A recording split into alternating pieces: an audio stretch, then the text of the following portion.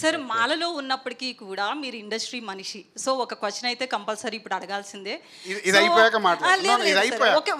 ఒకటే సినిమా అయితే ఇండస్ట్రీలో ఇప్పుడు నాగార్జున కూడా కేసు వేయడం లక్ష్మి గారు సినిమా అయిపోయాక నేను మాట్లాడతాను, వాళ్ళందరినీ దించేసి మాట్లాడతాను.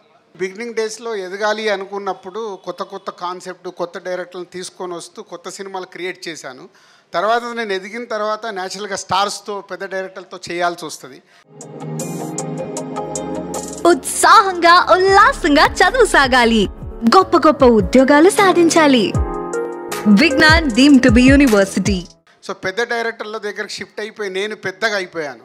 పెద్దగా అయిపోయిన తర్వాత కింది వాళ్ళకి నా అవైలబిలిటీ తగ్గిపోయింది. సో దానికే దిల్ రాజు ప్రొడక్షన్స్ అనేది క్రియేట్ చేసి మళ్ళీ మొదలుపెట్టాము. సో అది బలగం అనేది మాకు మంచి బూస్ట్ ఇచ్చింది.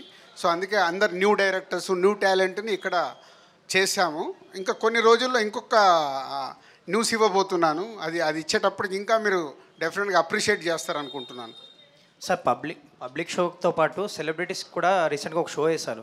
చాలామంది యంగ్ డైరెక్టర్స్ వాళ్ళందరూ వచ్చారు, సినిమా చూశారు. సో వాళ్ళు సినిమా చూసాక ఎలాంటి ఫీడ్బ్యాక్ చెప్పారా, ఏమైనా కరెక్షన్స్ చెప్పారా? ఎందుకంటే మీరు ఫీడ్బ్యాక్ తీసుకుంటారు ఎవరు చూపించినా కానీ.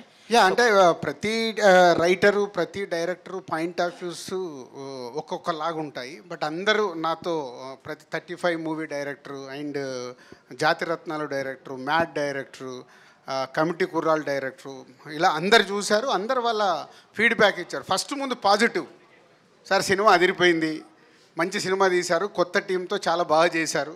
తర్వాత వాళ్ళకి అనిపించిన పాయింట్స్ చెప్పారు.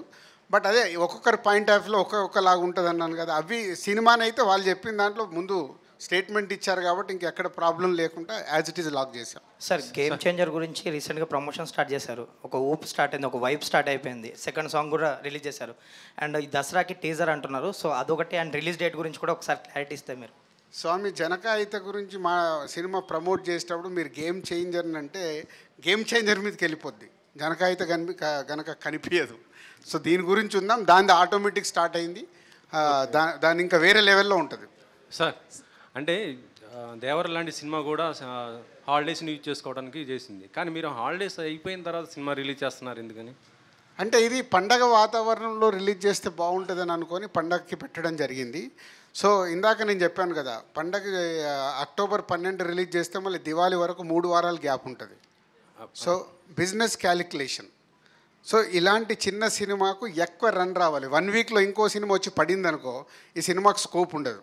అది నా ఎక్స్పీరియన్స్. అది కొత్త బంగారు లోకం కూడా దసరా రోజే రిలీజ్ చేశాను.